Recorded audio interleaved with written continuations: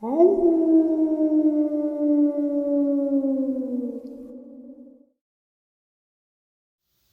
and salutations, everyone, and welcome to tonight's second half. Before we jump into this second half, a couple links. As you know, I rely on Patreon, PayPal, channel membership, and the merch to help the channel to continue to grow and go. Links to Patreon, PayPal, channel membership is in the description below. Merch displayed directly under the video. Also, Dogman Frightening Encounters Volume 1 through 3, the audiobook versions. They were written and researched by Tom Lyons, narrated and produced by me, Jeff Nadolny. Those audiobooks are available on Audible, Amazon, and iTunes, links to which are also in the description as well. And finally, last but definitely not least, if you'd really like to help support this channel to continue to grow and go, simply subscribe. It doesn't cost you a cent. Click the like button, takes half a second. If you don't want to miss out on any of the informative uploads I put out daily, click that bell icon, and folks, please leave a comment. Why? Well, because these things really do help this channel to continue to grow and go, and folks, they do matter. Now, everyone, I have taken far too much of your time. Let's jump into tonight's second half, shall we? Before we jump into it, really quick, I normally have a bonus in between the first and second half, and my second half is usually out by like 6 o'clock. There's no bonus today, earlier, because my mom and I were called down to the hospital where my dad is, and we had to make some really strong or hard decisions today, and so that's the reason why there's no bonus, and second half is late. I apologize. This channel is the one thing, this channel and you guys are the one thing that is keeping me sane through this, and I do appreciate it. So let's get into this very interesting and very, very scary second half. Today's first encounter is a subscriber submission. Hello, Jeff. The incident I described happened in late summer of 2018. It was in the mountains of North Georgia. I'm a surveyor with 20 years of experience in Georgia, Tennessee, Alabama, and North and South Carolina.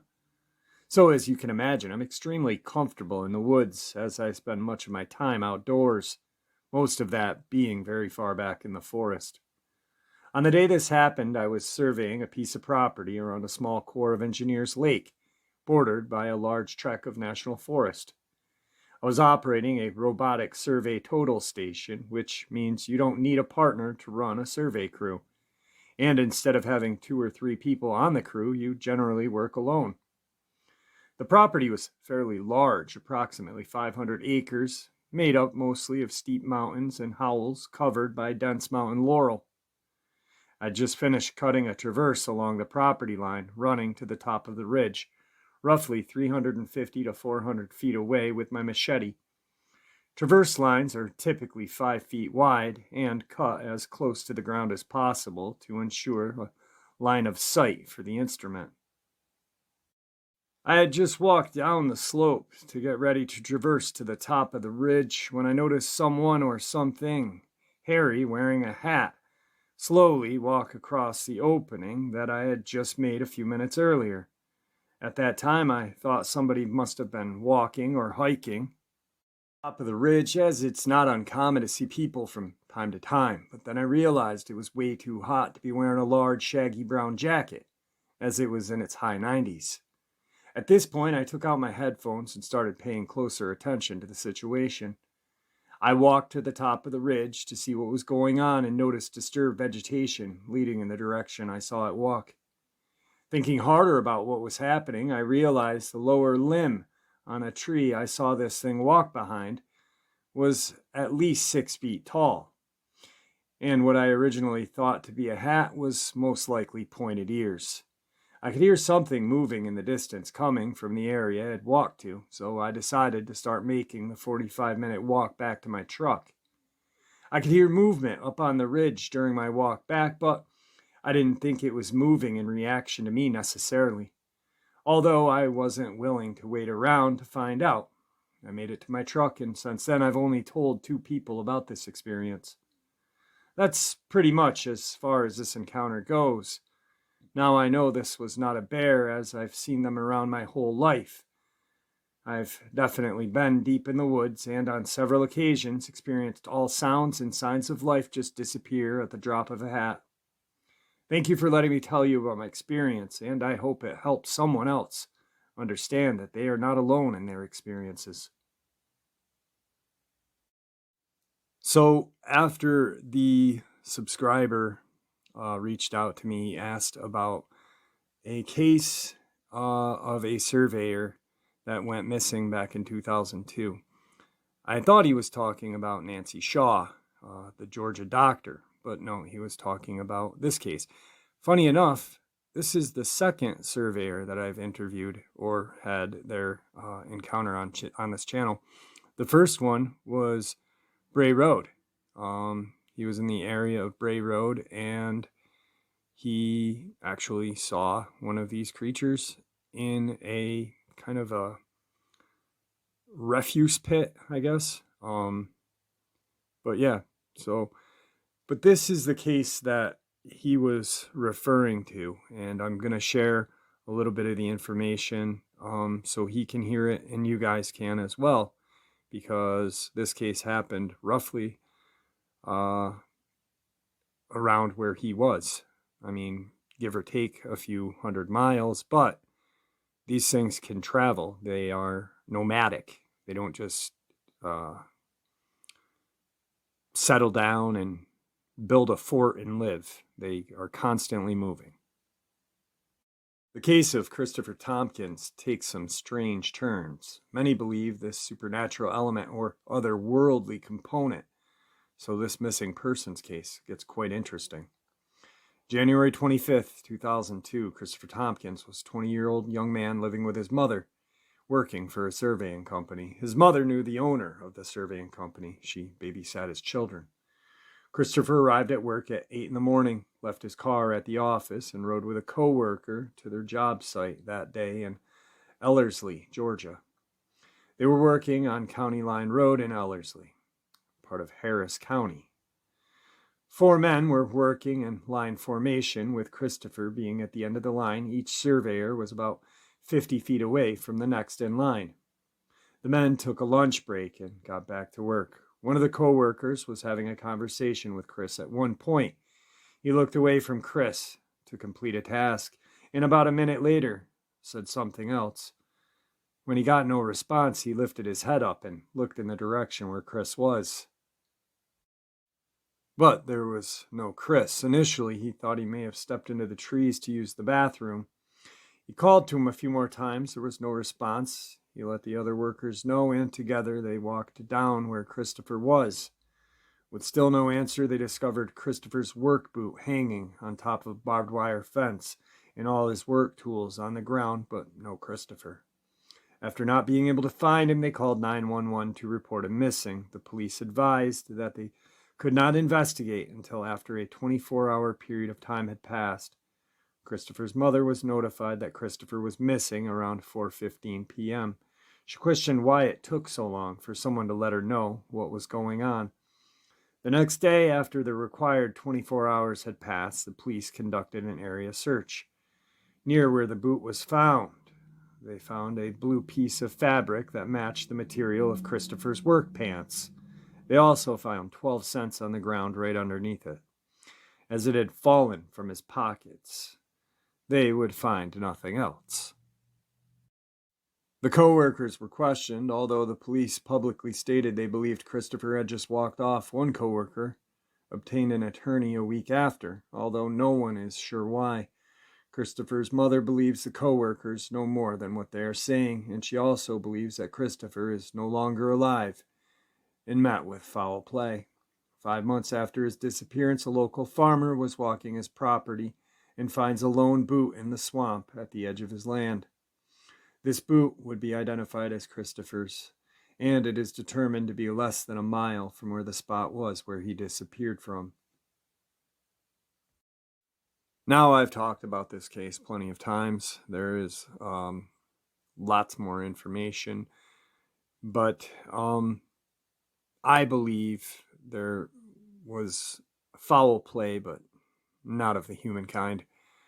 I believe the men were all lie detected, even though that is inadmissible in court. It still is somewhat valid. But we're talking 20 years. If someone did something like, a heinous crime against Christopher, in 20 years, something would come out. We all know how humans are. We talk. I believe that it was either a Dogman or a Sasquatch, and he met his end too. Some people speculate on portals, which is a very good theory. I mean, actually, at this point, any theory is a good theory. So that is the case that the gentleman who shared his encounter with us was talking about. I just wanted to share this so he could kind of get familiarized with it a little more and do some Google searching or DuckDuckGo searching on his own. Today's second encounter is a feral human encounter. I'm a hunter. I like to hunt wild boar specifically. Though I've been deer hunting and have been known to go turkey hunting for Thanksgiving, I mostly hunt boar. For those of you who don't know, boar are a big problem in the United States. A sow can have 2 litters a year, and it's not uncommon for a litter to consist of 10 or more pig. Given that pigs eat anything and everything, it's not hard to see why the Department of Fish and Wildlife makes it legal to hunt them with almost no restrictions. In my state, it's illegal to hunt most large mammals with night or thermal vision scopes, with the exception of boar or coyote. I've been saving for a year, mostly fun money. It's hard to explain to your wife that a scope that costs literally twice as much as the rifle I was mounting it on is worth it. But I did it. I took it to the range, sighted it in. There was an area that was peppered with boar activity that I knew would be perfect for a night hunt. It was easily accessible with my truck, with easy to find spots that I could set up in that overlooked a large, easy to navigate clearing. The night started uneventfully. Most of my time I was tinkering with my new toy, cycling through the settings. I was a little impatient. I had spotted multiple deer, but they were out of season, and like I mentioned, my current setup was not legal for deer. I moved to another spot I had seen earlier, and it wasn't much better than the first, but it gave me something to do and a new angle to look around with my new scope. After an hour or so of glassing the area, it dawned on me. This spot doesn't have much animal activity at all. No rabbit or owl. The deer I had seen were hundreds of yards from where I was. Why was this pocket of land so dead at night but lively in the day? I'd set up around 10 p.m., and it was about 2 in the morning when I started to think about packing up, maybe setting up a target before I left and taking some practice shots. I heard a crunch come from the direction I came from before. I planned my scope over and saw a silhouette of a small bear pushing through the brush. It's important to note that my scope isn't exactly night vision. It's a thermal scope, but kind of black and white version of what you could see in the Predator movies. I adjusted my range and zoomed in a little. I remember jolting a little when I saw that it wasn't really a bear, it was a man. Because he was so low and hunched over, I thought I was looking at a young bear. Is it the game warden? It couldn't be. I would have seen his headlights come up the road where I was perched. And where would he have walked from? I was 30 miles away from anything and on public lands. I was about to call out when I adjusted my sights and noticed he was naked, no shoes, pants, or anything. I remember being disturbed by his movements, almost like a squirrel or something, twitchy, grabbing at the foliage, sniffing around and palming the tree. Was that my tree, the one I had been leaning against earlier? The thought terrified me. Could he smell me? Then he did something I still have nightmares about today. He squatted and placed his hands in the dirt between his feet and stared straight up like a dog mid-howl. And I heard it, a voice coming from that direction, a very compelling female voice. Help! I'm lost." There was a long pause, but neither of us moved a muscle. The center of my sights were trained on the dirt in front of his heel. I couldn't bring myself to aim directly at another person. It went against everything I had been taught about firearm. "We're lost." Was this some guy and had gone crazy out here? Why was his voice so feminine? "Help, please, I can't walk," the voice called out. That's when I called BS.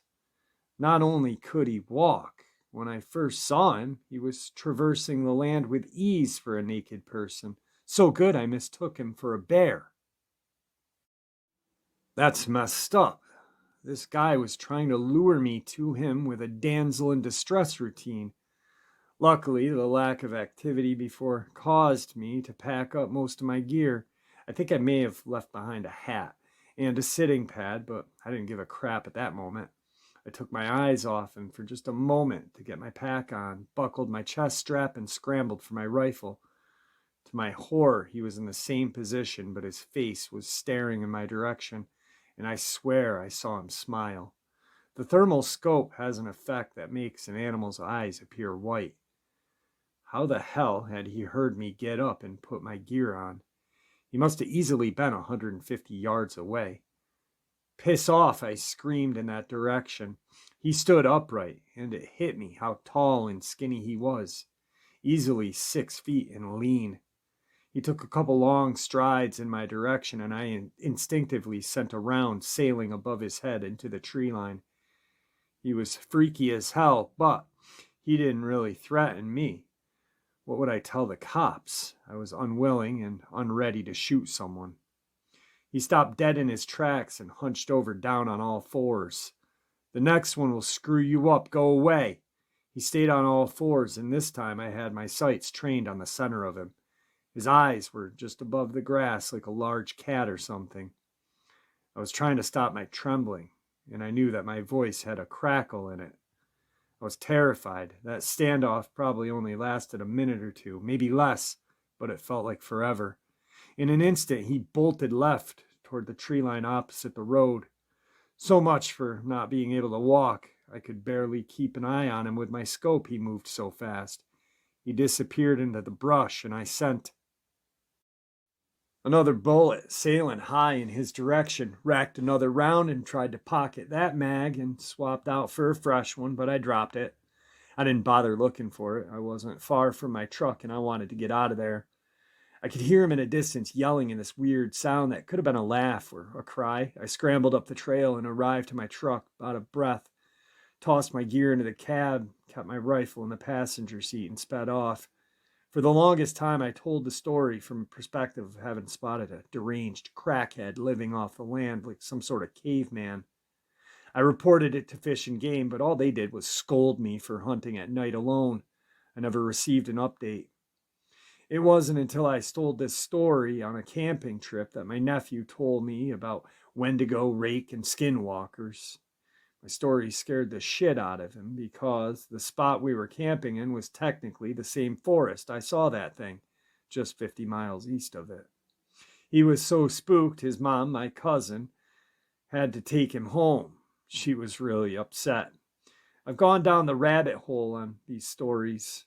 I'm not saying what I definitely saw was a skinwalker or a rake or what have you.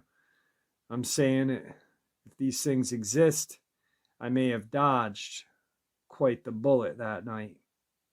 Or maybe it was just Tweaker being Donnie Thornberry in the middle of the night. Either way, I just wanted to share this. All right, today's third part of the upload is an update. Now, I've been doing updates on a lot of the cases that I've covered. This one, I have not done an update, and it happened on New Year's Eve of 2021, or New Year's Day 2021, excuse me. I waited on this one because I wanted to see what would happen, and apparently I was not wrong. I honestly thought they would not find this person, and unfortunately they have not, which just makes it all the more horrifying because we are now some 10 months into this case. January 11th, 2021. It's been 10 days since 28-year-old Jessica Nicole Stax disappeared somewhere along the Tallahatchie River in Union County, Mississippi. Her family fears the worst. My soul is telling me that something is very, very wrong, Jessica's mother, Kathy Story, told Dateline. I feel it when my kids are hungry. I know when they're sad. Right now, I don't have a good feeling at all. Jessica of New Albany, Mississippi, was last seen Friday, January 1st, 2021, according to Sheriff Jimmy Edwards with the Union County Sheriff's Office. Jessica's boyfriend, Jerry Wayne Baggett, told law enforcement officials that he and Jessica had launched their boat in the river near County Road 46 Bridge in the early morning hours of New Year's Day. They were on the water for a couple of hours when Jessica reportedly got out of the boat and made her way toward the North River bank in the direction of State Highway 30, Baggett told the sheriff's office. Her purse and car keys were left behind, he confirmed. Sheriff Edwards told Dateline that Jessica's cell phone was later turned in by an individual who stated that he had it because Jessica and Baggett had planned to call him on it to be picked up at the end of their boating trip that day. It wasn't until 10:15 p.m. that evening that Union County Sheriff's Department was informed of her disappearance, Sheriff Edwards told Dateline. Hours felt like days for Jessica's mother, Kathy, who said she couldn't sleep as she waited to hear from the authorities. When January 2nd came and went without a sign of her daughter, Kathy knew something was wrong. January 2nd was her brother's 15th birthday, Kathy explained tearfully. She was very close. She would have never missed his birthday. He's autistic and doesn't understand why she's not here. Sheriff Edwards told Dateline that the search and rescue teams were deployed, but because the river had flooded from heavy rain that pounded the area at the end of December, divers were not immediately able to go into the water. Instead, drones with thermal imaging cameras searched the river bottom between Tallahatchie and Highway 30. A missing highway patrol helicopter searched the river and river bottom downstream from County Road 46. Heavy brush on the riverbanks were searched, and Sheriff Edwards told Dateline that a coat they believe Jessica had been wearing was found. It's not known what else she was wearing that day. On January 9th, after the flooding had subsided, 6 divers entered the 40-degree waters, but nothing was found. 2 cadaver dogs from Huntsville, Alabama, and their handlers also searched the river over the weekend. Other law enforcement agencies, including personnel from Mississippi Wildlife and Fisheries, Union County Search and Rescue, Mississippi Highway Patrol, had searched the river and river bottom on foot, using ATV vehicles and boats. The Mississippi Bureau of Investigation has also aided in the search. We're exhausting all options in order to find her, Sheriff Edwards said. It's important to us that we find her, and we are not giving up. Jessica's friends and family have also formed search parties and started their own investigations, hoping to find some answers. Jessica's mother, Kathy, believes there's foul play involved in her daughter's disappearance. She didn't just walk away, and if she was hurt, we would have found her, Kathy's mother told Dateline. Someone did something to her. I know it. Or something. Sheriff Edwards told Dateline that they don't have any evidence that points to foul play.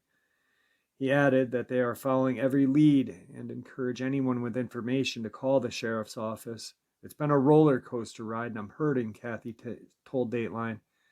I just want to know what happened. I feel it in my heart and soul that she's gone, but now I just need peace. Jessica is described as being 5 foot 4 inches, weigh 110 to 125, blonde hair, green eyes, multiple tattoos, including puzzle piece with the name Kobe and the name Braden. Anyone with information on Jessica's whereabouts is asked to call Union County Sheriff's Office at 662-534-1943. Update March 1st, 2021. 2 months ago today, New Year's Day, Jessica Stax, age 28, of Harmony Community in Western Union County was reported missing. Stax was said to have gotten into a boat on the flooded Tallahatchie River with Jerry Wayne Baggett, age 45, early that morning. Baggett told law enforcement authorities that he and Stax had put the motorless boat in the river at the County Road 46 bridge about 1 mile south of the Mississippi Highway 30. Union County Sheriff Jimmy Edwards said he was told that Willie Stinson, a Union County resident, helped Baggett and Stax put the boat into the water. According to Baggett, he and Stax had been floating downstream only a short while when Stax said she wanted to get out of the boat and walk out of the river bottom to Highway 30. Baggett said he let Stax out of the boat on the right north bank of the river. The river bottom was flooded at the time, and Stax would have had to wade through the floodwaters to get to Highway 30. Baggett said after letting Stax out of the boat, he went downstream some distance and got out of the river on the left bank. Although Baggett said Stax got out of the boat sometime Friday morning, it was 10:15 p.m. that night before she was reported missing. Union Sheriff's Office and a 25-member Union County Sheriff search and rescue team started searching immediately. During the 2 months since New Year's Day, the search for Jessica Stax has included not only Union County law enforcement and emergency personnel, but many other resources. Law enforcement efforts have been hindered more than helped by extensive speculation on social media, specifically Facebook, individuals claiming to know something about happened to Jessica Stax have posted their theories and speculations on Facebook, sending law enforcement officials on wild goose chases, following fruitless leads. Union County Sheriff Jimmy Edwards told NE Miss Point News yesterday that someone posted something on Facebook on Saturday, February 20th, saying they know where Jessica Stax was buried. Deputies checked on this person who knew where Jessica was buried, but no usable information resulted. Then on Sunday afternoon, February 21st, someone called saying they were riding an ATV and saw a body under a rocky ford bridge. The caller was told to stay at the scene, and county deputies raced to the scene on dangerous blacktop roads. However, when the deputies got to Rocky Ford Bridge, no one was there, and officers found no footprints or ATV tracks in the snow that would indicate anyone had actually been there. Sheriff Edwards said an attempt will be made to trace the call with a subpoena of telephone records, but he said even if law enforcement turns up the telephone that made the call, I'm not sure we can prove who was holding the phone when the call was made. The case of the missing Jessica Stax has drawn extraordinary interest, not just locally, but from other states as well. The growth of the internet and social media, especially Facebook, has given rise to a swarm of wannabe detectives, psychics, people who have visions and see things in their dream, etc. A great many such self-anointed experts have contacted and advised local law enforcement with their opinion and criticism about where Jessica Stax may be. None have produced useful information, but dealing with them has taken a great deal of our time and energy. 2 months have gone by, many hundreds of man-hours and many thousands of dollars worth of resources have been used, but Jessica is still missing. It is a still active case, Edwards states. We will continue to follow every lead we get in our efforts to find Jessica Stax. This is the final update, and there is no more information or updates available as of this date, June 9th, 2021. After a half a year, authorities still don't know where Stax could be, and her baffling disappearance has turned into the longest-running missing persons case in Union County. Sheriff Jimmy Edwards' memory. Edwards' memory goes back a long way as well. He's been sheriff since 2012 and has been involved in local law enforcement since 2000. No charges have been filed in connection with the case. Authorities have run down every lead they have had. The case has turned cold. It was publicized everywhere, and we followed up on an awful lot of stuff that later proved to be dead ends. Anyone with information about the case is asked to call the department.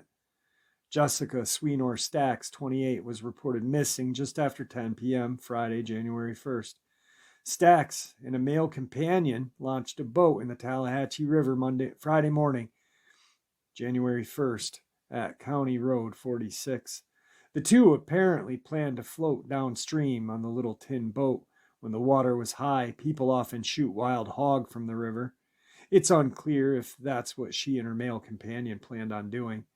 Stax later got out of the boat, and authorities were notified about 10 p.m. that night after she failed to turn up. About 50 people were originally searching for her. That number later dwindled to about a dozen. The searchers included 2 game wardens from Itawamba County, members of the Union Search and Rescue Union County Sheriff's Department, as well as the MHP helicopter and thermal imaging drone. Authorities searched until around 3 a.m. January 2nd, then resumed the search the next morning into the night, and on Sunday, officials searched all day until dark. The search area included an area from County Road 46 at the Tallahatchie River Bridge to the Rocky Ford Bridge on Mississippi Highway 30 west in Etta. Searchers combed the area, later locating the boat about a mile upriver from the Rocky Ford Bridge. Her purse was in the boat, authorities said. Sheriff declined to identify the man she was with. Stax left several footprints behind near the river. She hasn't been seen since leaving that boat. Her boots were later found. They had been cut off of her. Her coat and gloves were found near her boots. She did not have a cell phone with her at the time she had left the boat. It was later located and turned in, Edwards said. Stack's 3 children are now being raised by a relative in Texas, the sheriff concluded. The last update on the missing woman was actually the last update ever. And she's still not found. No foul play. And it's a very strange case. And, well, it's a tragic case. Because the last 2-3 sentences with her children not being able to have their mom. Imagine starting a whole new year fresh like that. Those poor kids. All right, guys. So she disappeared New Year's Day 2021. And there has been no update. We are 3 years and 2 months into this case. And, it's just a lot of strangeness around this case. And I do hope the family eventually does get some closure. A big reason why I keep going up to where Tom Mezek disappeared is because maybe one day I will find something that people overlooked, and find something for closure for his family. I can only pray that this family has closure. It's a very strange case. The Christopher Wilkins case has baffled it's baffled me since I first heard it. I used to think cryptid was involved, but I really honestly think portal. And I'm really honestly starting to think that, these 411s, there may be a connection with UFO or whatnot. But I think, in my own opinion, I think portal, rift portal or something is more likely. The probability of a rift portal rather than a UFO, that would explain a lot. Anyway, guys, thank you for supporting the channel. Your support is what makes this channel special and what continues to make it grow and go. It is appreciated. Please stay safe, happy, healthy, and ever vigilant, keeping an eye on our children, our pets, our family and friends. These creatures are real. They are out there, and they are dangerous. Share this information with those you love and care about, and it may just help save their life someday. Until next time, never stop asking questions, never stop searching for answers, and God bless